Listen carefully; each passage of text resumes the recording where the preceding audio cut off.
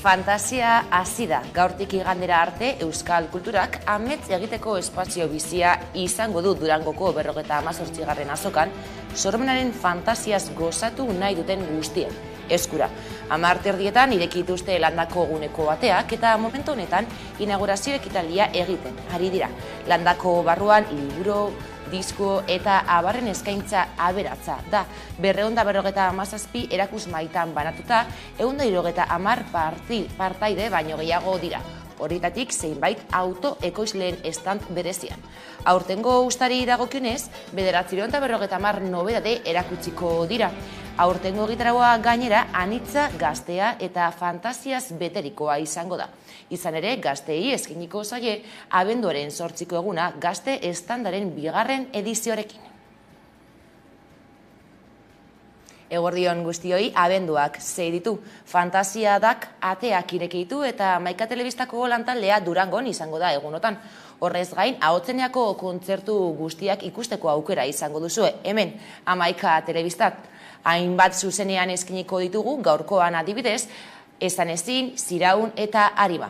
Bada Durangora goa zuzenean, bertan baitago Paul Elezindo lankidea, kaixo Paul.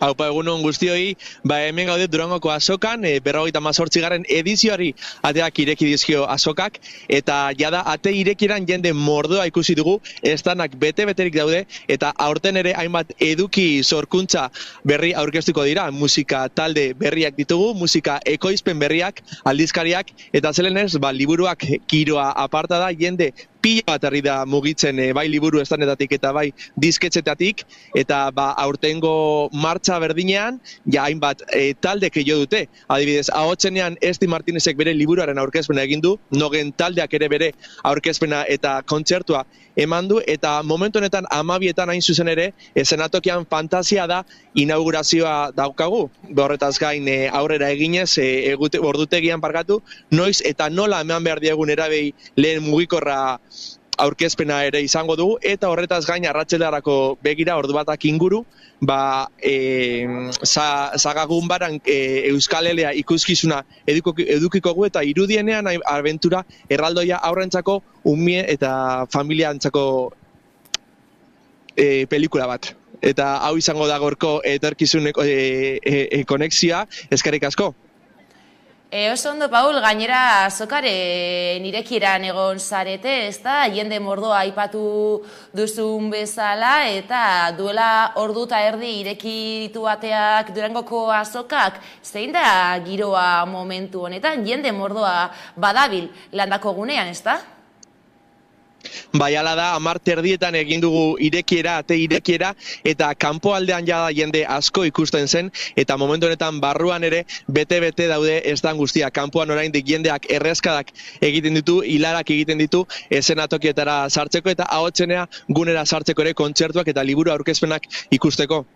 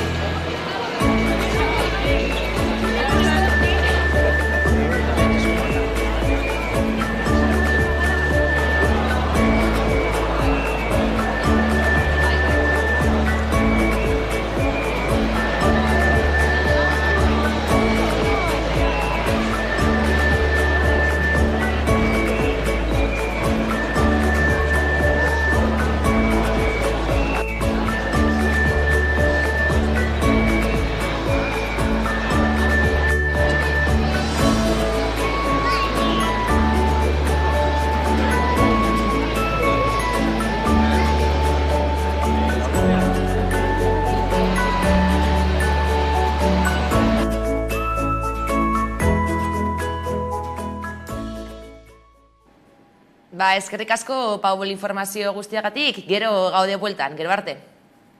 Eskerrik asko.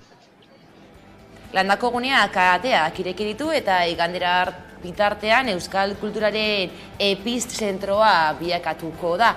Bueltan da sormena, magia, Durangoko azokaren fantasia. Modan dauden joerak izango ditu 58. azokak, 257 erakusmaitan banatuta, 489 liburu eta 179 disko edo musika produktu aurkeztuko dituzte. Izaskun Eiakuriaga, Gerridaga elkarteko kidea. Beste urte batzuetan baino erakusmai gehiago, hori egia da. Aurreko urteetan baino eskari gehiago izan ditugulako eta beraz erakusmaien kopuru handiagoa izango da.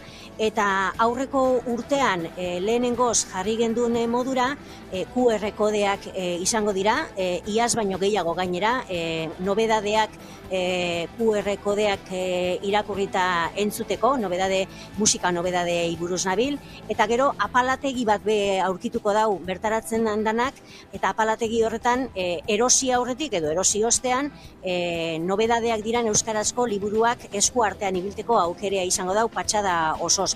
Eta gero 257 erakusmaitan badanetariko nobedadeak, 250 nobedade zerrendatu ditugu guk, gure webgunean gainera konsultatzeko aukera dago bertara azokara gerturatu aurretik.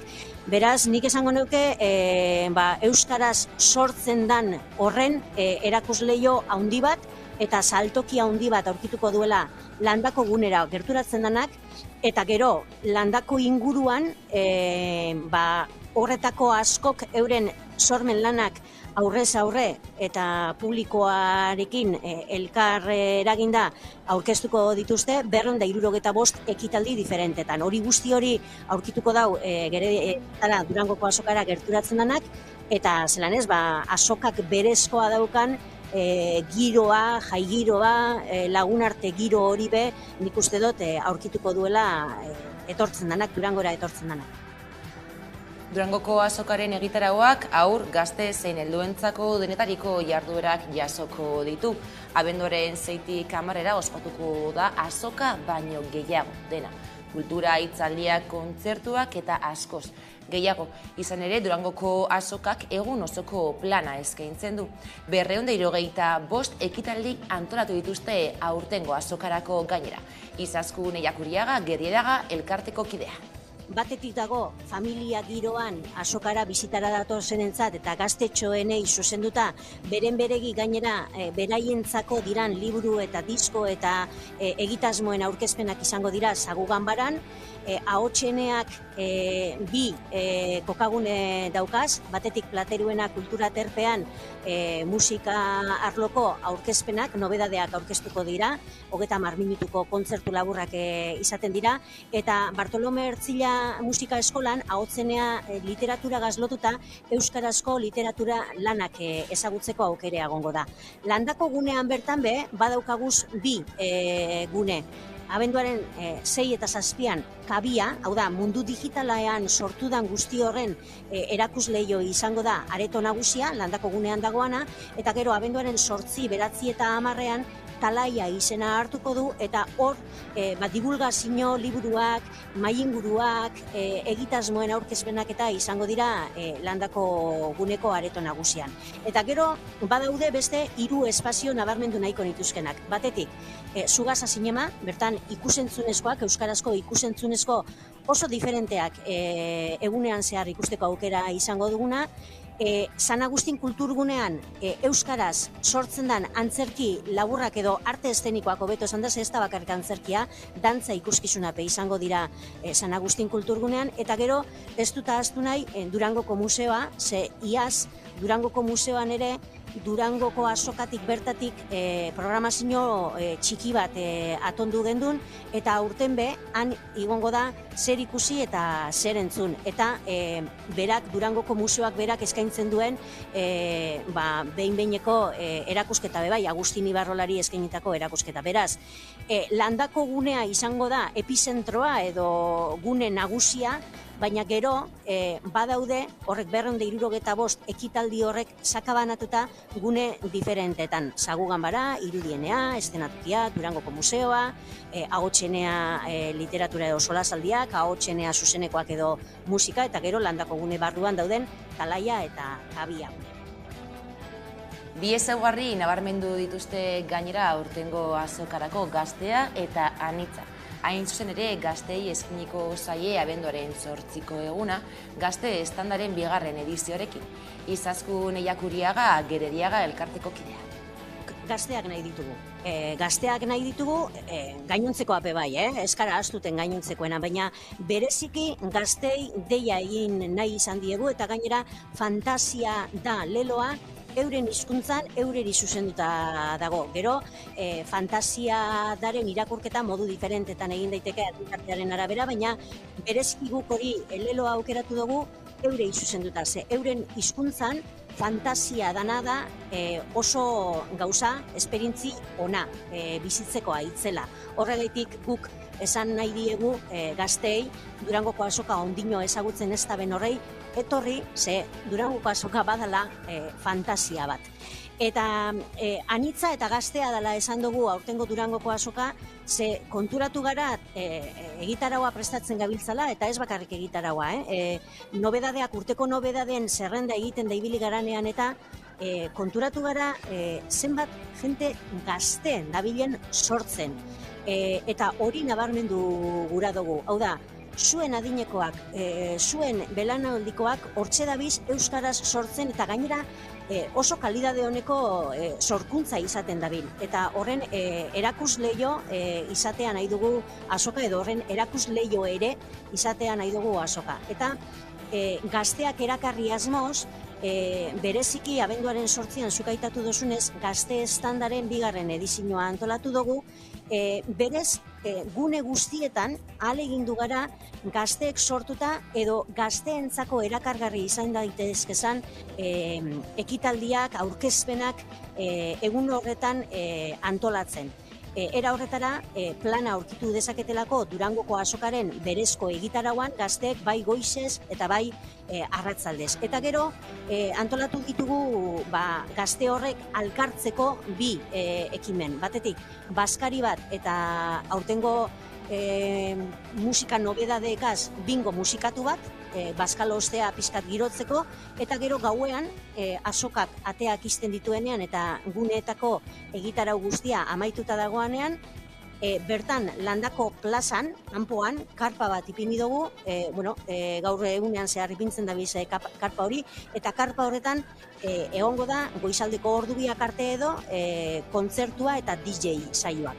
Katu, taldeak eskainiko dau kontzertua lehenengo, eta gero madarikatuak izeneko taldeak, DJ taldeak girotuko dau Durangoko azokako gau hori. Eta Durangotik iparraldera zehazeko ikasleek brebetaren galderak frantsesez jasoko dituztela iragarri du Parisek. Frantziako hezkuntza ministerioak gutun baten bidez jakitera eman duenez, brebeta azterketaren frogako azalpenak frantses hutsean azalduko dira 2024an. Baionan hezkuntza ikuskaritzak duen egoitzaren aurrean bere haserrea azaldu du zehazkak.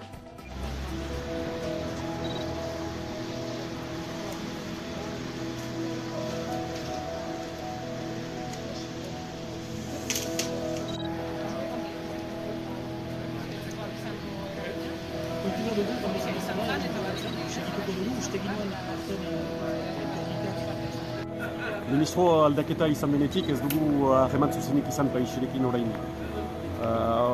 Joanen gira, harreman horren bilat, dudarik gabe, hor badugu gutun bat prestatua, eta berko ditugu solaskideak atseman Parisen, erabaki hori ez baita bordaretik heldu, baina niduri zuzenki Parisetik, Pariseko kabinetetik, eta handa jokatzen gure hizkuntzen etorkizuna.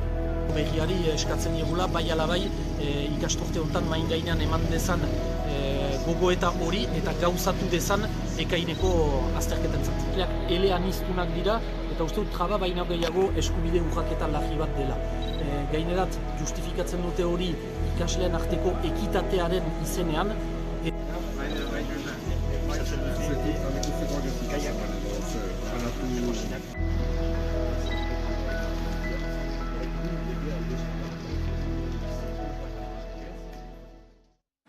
Eta hezkuntzan, baila akademikoak atzera egin du mundu osoan, baita Araba, Bizkaia eta Gipuzkoan eta Nafarroan. Ere pandemiaren ondorioz, ia herrialde eta autonomia erkidego guztiek egin dute atzera bizatzostenak neurrutako adierazle gehienetan.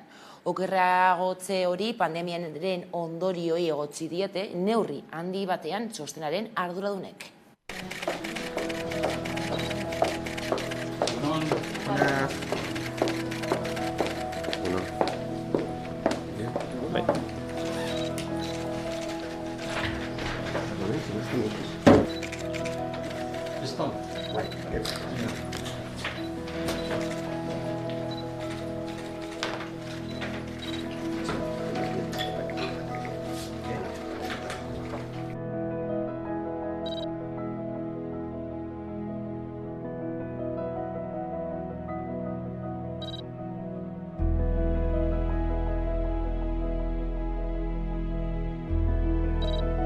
Euskadiko emaitza, Elgakoa, Espainiakoa eta Europar Batasunekoa baino altuago da. Jaitsiera orokorra izan da, baina nabarmenena Europar Batasunekoa izan da. 20 puntu jaitsin da eta.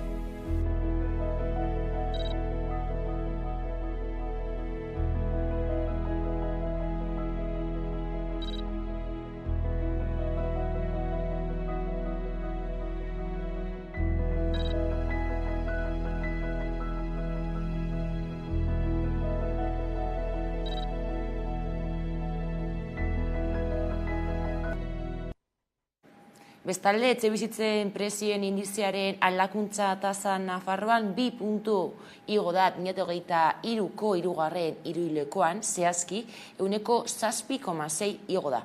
Etxebizitza bat jabetzea hartzea zaildu egiten da aurten hilabete eta inflazio kolpeak are traba gehiago jarri dizkie lehen aldiz etxebizitza bat erosi nahi duten milaka nafarrei.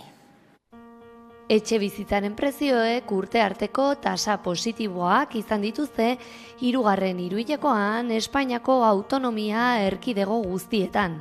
Halaxe adierazi du Estatistikako Instituto Nazionalak.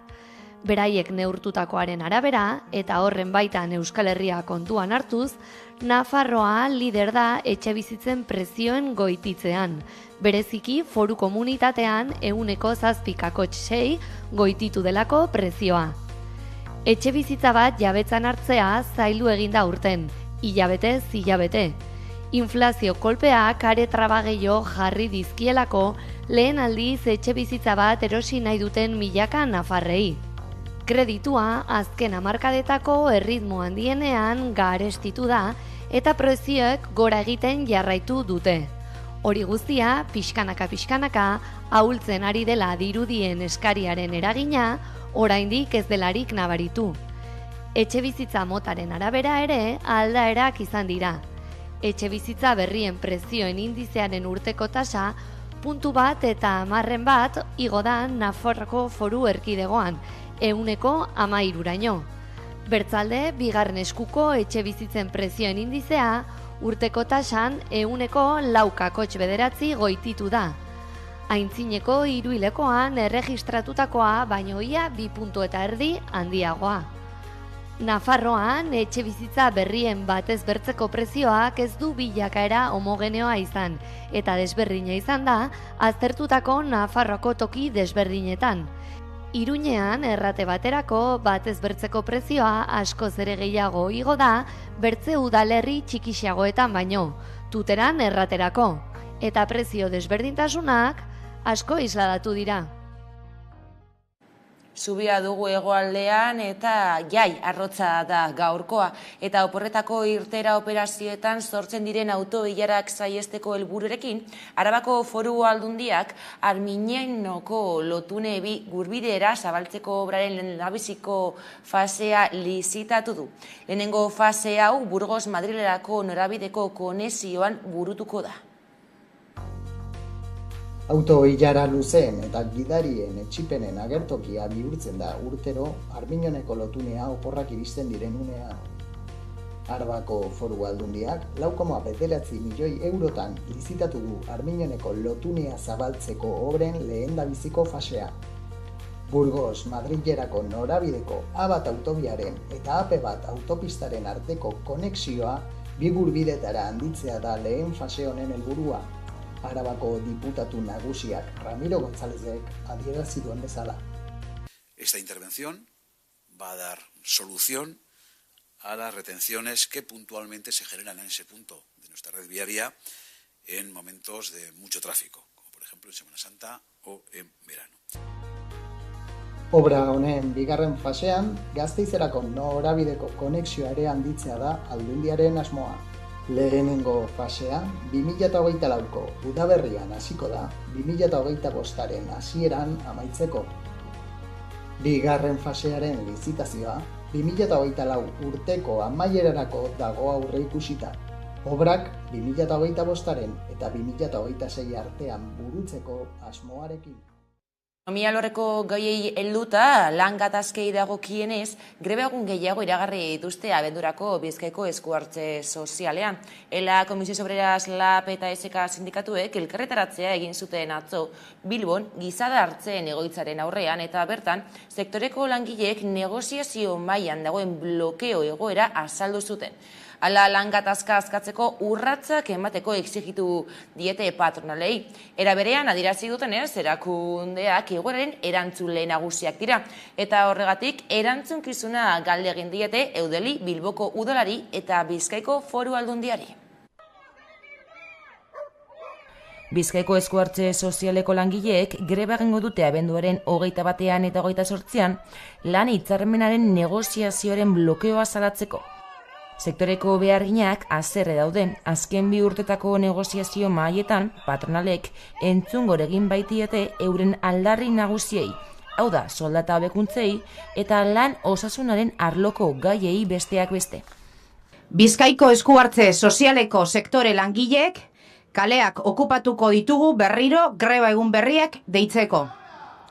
Gaur, gizardatz eta geroan patronalei exigitzen diegu urrengo negoziazio mailan eratzun diezeiatera gure aldarrikapenei. Lan gatazka askatzeko urratsak emateko exigitu diete patronalei. Era berean adierazi dutenez, erakundeak egoeraren erantzule nagusiak dira eta horregatik erantzunkizuna galde egin diete Eudeli, Bilboko udalari eta Bizkaiko Foru Aldundiari. Eudeli eta Bizkaiko Foru Aldundiari arduradun gisa eskatzen diegu beharrezko direzen urratza gatazkari irtenbidea emateko. Bizkaiko eskuhartze sozialeko langileen egoeraren berri emateko eta lanuzteak iragartzeko protesta egin dute gizardat patronalaren egoitzaren atarian. Eta bertan argi utzi dute ez dutela onartuko soldatak pobretzea, ezta hitzarmenaren indarraldi luze batek haien lan baldintzak eta laneko segurtasun falta okertzeare.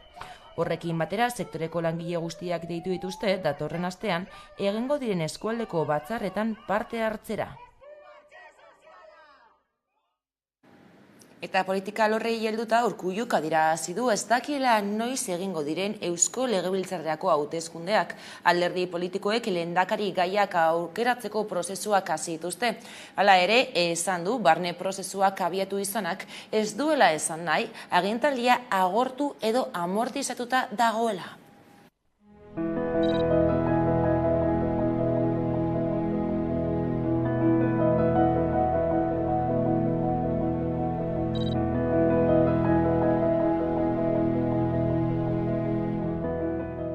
Y yo no voy a terminar mal con el Partido Nacionalista Vasco. Ni el Partido Nacionalista Vasco creo que va a terminar mal conmigo, en absoluto. Yo soy un hombre del Partido Nacionalista Vasco que atiende sus decisiones y las respeta y las cumple.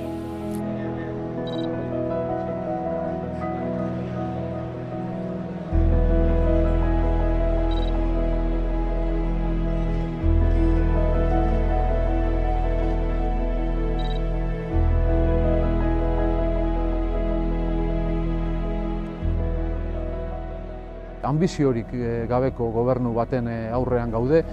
Ziklo politiko berri hori etorriko baldin bada, etorri behar da aldaketa politiko batekin eta etorri behar da erregenerazio politiko sakon batetik. Hau ez da biren arteko borroka bat.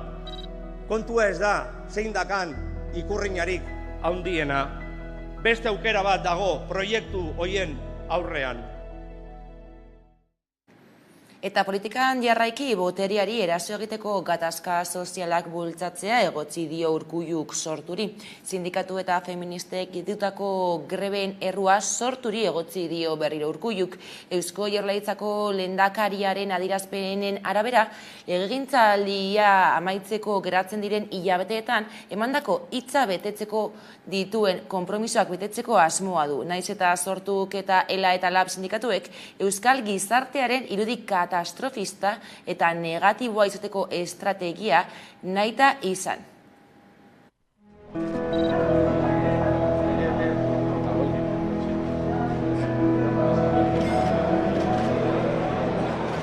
Hay partidos políticos que tienen dentro de lo que es su plan político del 2023-2024, como es el caso de Sortu, de alentar el malestar social para plantear un cambio de poder o un asalto al poder.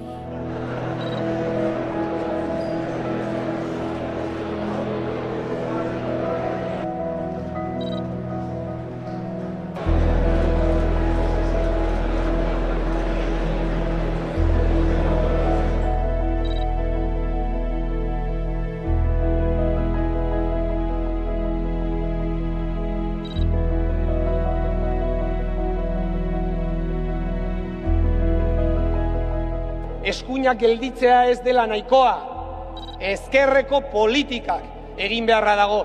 Behingoz, inspirazio neoliberaldun politika oro baztertu eta gehiengo zabalentzako eskubide ekonomiko eta sozialen berreskurapenean aurrera egitea. Gora herria! Eta aurten ere tripontzia izeneko zozketa jarri du abian gure eskukek. Webgunean zein bat puntu fizikotan eskura daitezke boletoak zein zenbaki osoak. Zozketa urtarrilaren 24an izango da eta guztira 52.000 euro zozketatuko dituzte zein bat saritan banatuta. Sariak sari tripontzia erosten duten orok ekimenari ekonomikoki burujabea izaten lagunduko dio.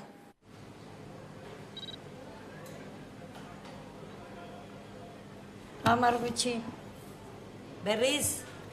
Ez da, nola hasten den, nola bukatzen den baizik. Emanazu tripontziaren zenbaki oso bat.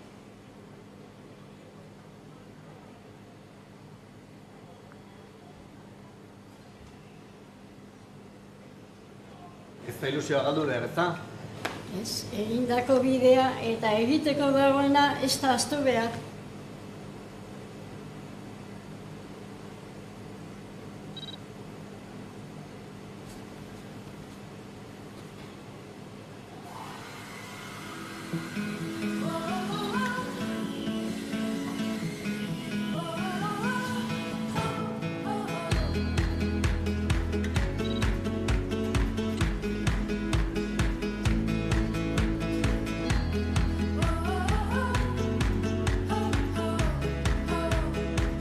Eman niri ere zenbaki oso bat.